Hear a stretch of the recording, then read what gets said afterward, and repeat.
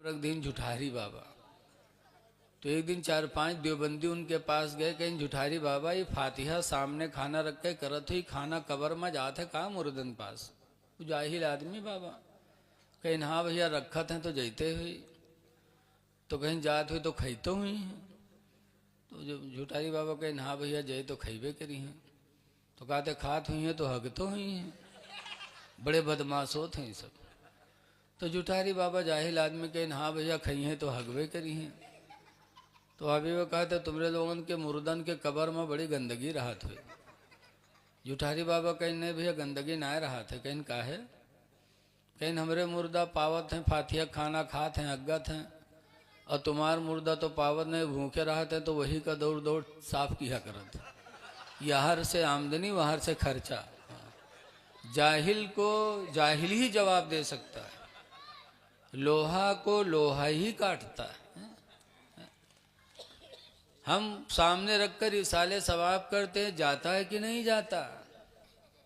ऐ लोगों, कुरान की आयत से अंदाजा लगाओ, कुर्बानी के दिनों में अल्लाह को राज़ी करने के लिए बंदा अपने जानवर की कुर्बानी करता है, और जानवर ज़बह करने के बाद खड़ा होकर दुआ मांगता है, अल्लाहुम्मा तक़ब्बल हाज़िहिल उज़हिया, अल्लाह इस कुर्बानी को तू कबूल कर ले, कमा तक़ब्बलता मिन खलीलिका सय्यदना इब्राहीम, जैसे कि हमारे सरदार इब्राहीम अलैहिस्सलाम की तरफ से तूने कुर्बानी कबूल की थी, अल्लाह इसे कबूल कर ले। तो ये बकरवा जो पड़ा ज़बा है, ज़बा किया हुआ पड़ा ही बकरवा हुआ चला जाता है। कुरान कहता लय्यनान अल्लाह लुहूमुहा, हरगिज़ हरगिज़ ना उसका गोश्त अल्लाह के यहाँ जाता, वला दिमाउहा, और न उसका खून जाता है। कुरान में कि बकर कुर्बानी का गोश्त अल्लाह की बारगाह में नहीं जाता, ना उसका खून जाता। वलाकिन यनालहु तक़वा मिनकुम, लेकिन सिर्फ तुम्हारी दिल की परहेजगारी खुदा के यहाँ जाती है। तो जब कुर्बानी का गोश्त और कुर्बानी का खून बारगाह मौला में नहीं जाता, कुरान कहता है दिल की नीयत जाती है। तो ऐसे ही हम फातिहा करते हैं, हमारा खाना कब्रों में नहीं जाता, लेकिन हमारी दिल की नीयत का सवाब अल्लाह हमें अता फरमाता है। किया करो, अपने बुजुर्गों की याद ताज़ा किया करो। सुना है, देखो अल्लाह का पहले फरमान सुनो। अल्लाह कुरान हकीम में फरमाता है, मन आमिला सालिहा, जिसने आमाले सालिहा किया यानी अच्छे काम किए, मिन ज़करिन औ उन्सा, वो मर्द हो चाहे औरत हो, वह हुआ मोमिन, दरहाले कि वो ईमान वाला हो। ईमान ज़रूरी है। बहुत से लोग ईमान वाले नहीं हैं, रोज़ा रखत हैं तो भूखन मरब है उनके, वहाँ सवाब थोड़ी मिलेगा। बहुत से ईमान वाले नहीं लेकिन सदका खैरात करते, उनको भी कोई नेकी नहीं मिल सकती। कुरान ने ईमान की शर्त लगाती है, वह हुआ मोमिन, दरहाले कि वो आमाले सालिहा करने वाला मोमिन हो। तो अल्लाह फरमाता फलानुहयन्नहु हयातन तय्यिबा, तो हम उसको अच्छी ज़िंदगी दे देंगे। अल्लाह का वादा है कि उसे हम अच्छी ज़िंदगी देंगे। तो अच्छी ज़िंदगी मतलब क्या है? हम और आप यही समझे थे 3-4 मंजिल का मकान हो, 4 पहिया बड़ी गाड़ी हो, दौलत हो, सुबह शाम आदमी आवे तेल लगावे, उकई ज़िंदगी सबसे बड़ी है। बोलो, हम लोग तो यही समझते हैं ना। लेकिन हज़रत ज़िहाक कहते हैं कि अच्छी ज़िंदगी किसकी है, अच्छी ज़िंदगी का मतलब क्या है? तो हज़रत ज़िहाक फरमाते हैं, अल्लज़ी याकुलु हलाला, अच्छी ज़िंदगी उस मर्द मोमिन की है जो हलाल रोज़ी खाए, वयल्बुसु हलाला, और हलाल लिबास पहने, जिसके कपड़े हलाल हों, जिसकी रोजी हलाल हो। यह हज़रत ज़िहाक कहते हैं कि उसी की जिंदगी सबसे अच्छी है। ये न देखो कि मंजिला मकान कितना है, यह न देखो कि चलने वाला 4 पहिया से चलता है, उसकी जिंदगी अच्छी ना समझो। जो इलेक्शन में जीत जाए उसकी जिंदगी अच्छी ना समझो, उसकी जिंदगी अच्छी समझो जिसकी रोजी भी हलाल हो, जिसका लिबास भी हलाल हो। अल्लाह अच्छी जिंदगी अता करेगा। हजरत ख्वाजा मोइनुद्दीन चिश्ती हसन संजरी रहमतुल्लाह अलैह के बारे में आप बहुत कुछ सुने हैं भी और सुनते आ रहे हैं। कैसी जिंदगी ख्वाजा गरीब नवाज को दिया कि एक जमाना हुए हमारी नजरों से पर्दा पोश हो गए, लेकिन आज भी उनकी हुकूमत हम लोगों के दिलों पे बाकी है। बाकी है। अल्लाह ने ऐसी अच्छी जिंदगी दी। सुल्तान औरंगजेब आलमगीर हिंदुस्तान के बादशाह एक मर्तबा गरीब नवाज के मज़ार पे हाजिरी देने गए तो देखा एक अंधा बैठा बक रहा है, ऐ गरीब नवाज आंख दे दे, ऐ ख्वाजा आंख दे दे, अगर नहीं देगा तो तेरी मज़ार गिरा दूंगा। जलाल में वो अंधा था। ऐ ख्वाजा आंख दे दे, नहीं दिया तो तेरी मज़ार गिरा दूंगा।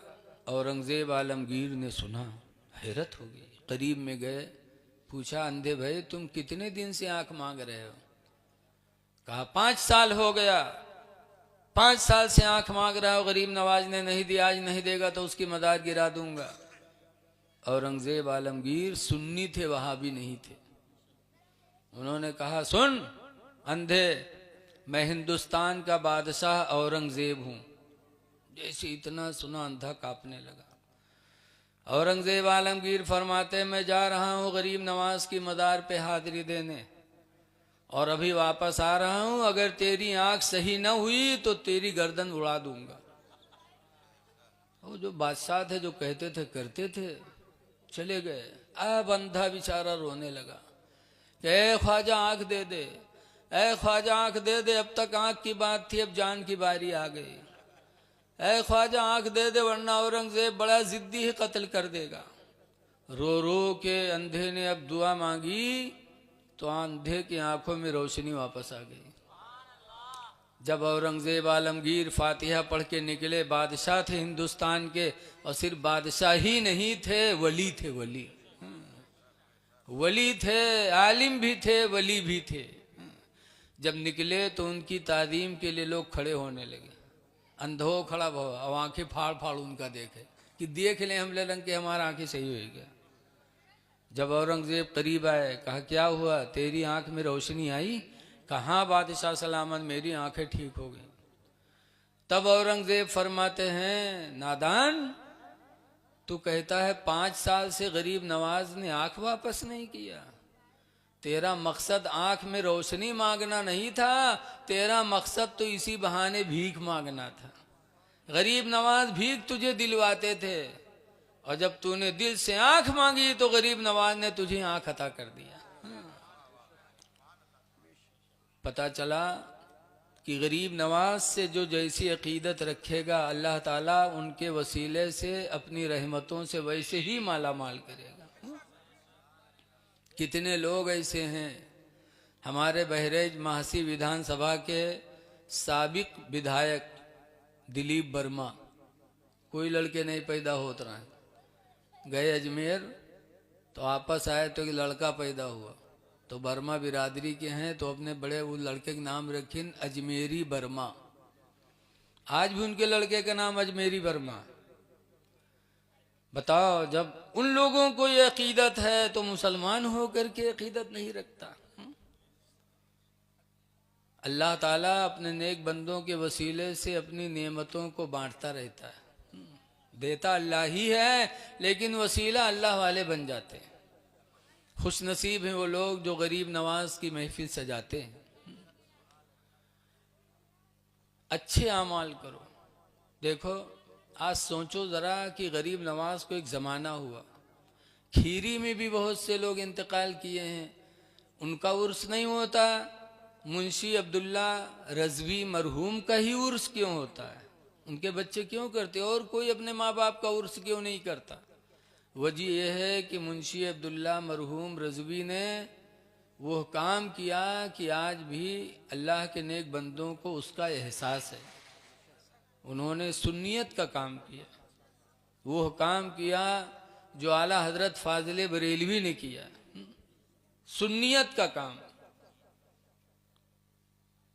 और सबसे बड़ी दौलत यही है।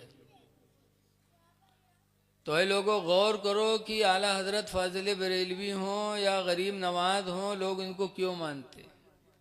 इन्होंने आमाल सालिहा किया है, नेक आमाल किए हैं। ऐ लोगों, तुम भी नेक आमाल की तरफ रग़बत करो, अच्छे आमाल करो, वो अमल करो कि दुनिया से जाने के बाद भी लोग तुम्हारा नाम अच्छे से लें। हदीस पाक में मन क़ालल मुस्लिमून हसनन फहुव इंदल्लाहि हसनुन, जिसको मुसलमानों ने अच्छा कह दिया वो खुदा के नज़दीक भी अच्छा हो गया। वह काम करके जाओ कि मरने के बाद भी लोग तुमको अच्छा कहें। आज मुंशी अब्दुल्ला मरहूम को लोग क्यों अच्छा कहते हैं? आते आते हमारे करम फरमा हजरत कारी मतीन साहब ने बताया कि खीरी में जो सुन्नियत दिखाई पड़ रही है उसमें काफ़ी हिस्सा हजरत मुंशी अब्दुल्ला मरहूम की है। उन्होंने बहुत मेहनत किया। तो अच्छे काम करो, अच्छे काम करके दुनिया से जाओगे तो दुनिया से तो चले जाओगे, लेकिन आपके अमलों का सिलसिला चलता रहेगा और लोग आपका नाम अच्छा लेंगे। सहाबे किराम 1400 बरस गुजर गया, सहाबा का नाम क्यों लिया जाता? इसलिए कि उन्होंने अच्छे काम किए, उन्होंने किसी को देख करके जलन नहीं किया। एक मरतबा हजरत अबू बकर सिद्दीक रदी अल्लाह ताला अन्हु जा रहे थे, उधर से हजरत अली आ रहे थे। हजरत अली को हजरत अबू बकर देखे तो मुस्कुरा पड़े। तो हजरत अली कहते हैं, आप हमें देखकर मुस्कुराए? कहा, क्यों ना मुस्कुराऊं? हुजूर फरमाते हैं कि जन्नत में जाने का टिकट अली बांटेंगे।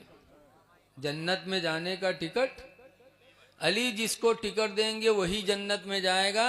तुम्हारा मर्तबा सुनकर मुझे खुशी हुई और तुम्हें देखकर मुझे मुस्कुराना पड़ गया।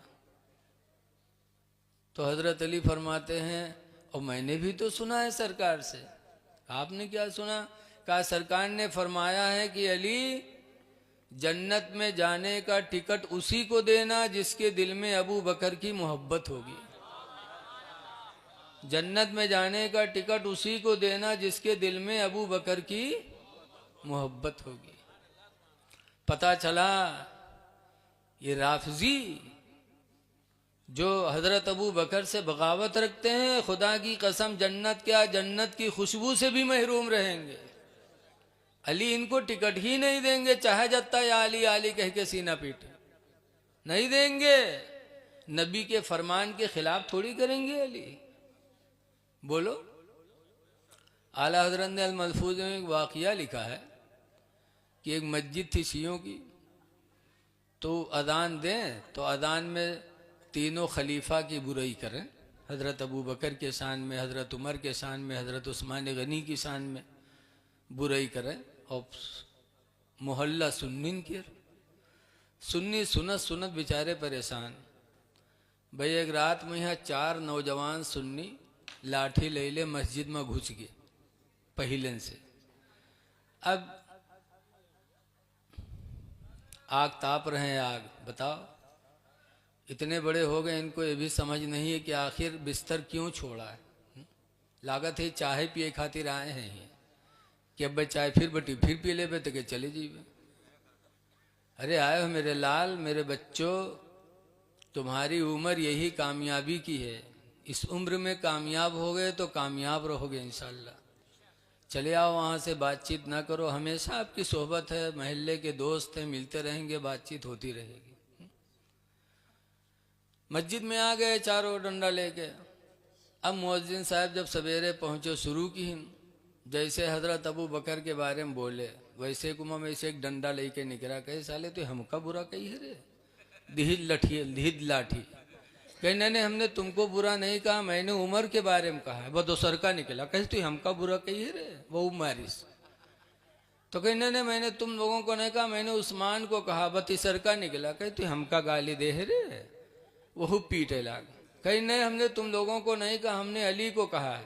बस चौथा निकला बाय के नाके काट ली।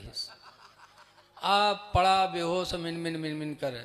अब जब नमाजी आए नमाज पढ़े तो देखी नु के नाक से खून बहे। कहीं का हुआ रे, ये का हुआ? कहीं अरे जैसे आज शुरू किया वैसे वो सब आएंगे, अबू बकर आएंगे वह मारे लागे, उमर आए वह मारे लागे, उस्मान आए उन्होंने मारे लागे। कहीं अली का नहीं पुकार लिया रहा है, कहीं वो तो सबसे बड़ा दुश्मन निकला, वही तो नाक काटी से हमारा। हाँ? याद रखो हजरत अबू बकर की बगावत करने वाला कभी खुदा को राजी नहीं कर सकता। 2 साल 10 महीना 2 साल 3 महीना 10 दिन खलीफा रहे हैं। और खलीफा आदमी आज जब हुकूमत पाता है तो दौलत का कोई ठिकाना रहता है? बोलो भैया। हाँ, एक प्रधान हो जाते तो हर घर के हर बच्चे के सबके खाता चालू हो जाता बैंक में। विधायक होएगा चेयरमैन होएगा तो न पूछो। हजरत अबू बकर सिद्दीक पूरी दुनिया के खलीफा रहे, अमीरुल मोमिनीन रहे। 2 साल 3 महीना 10 दिन।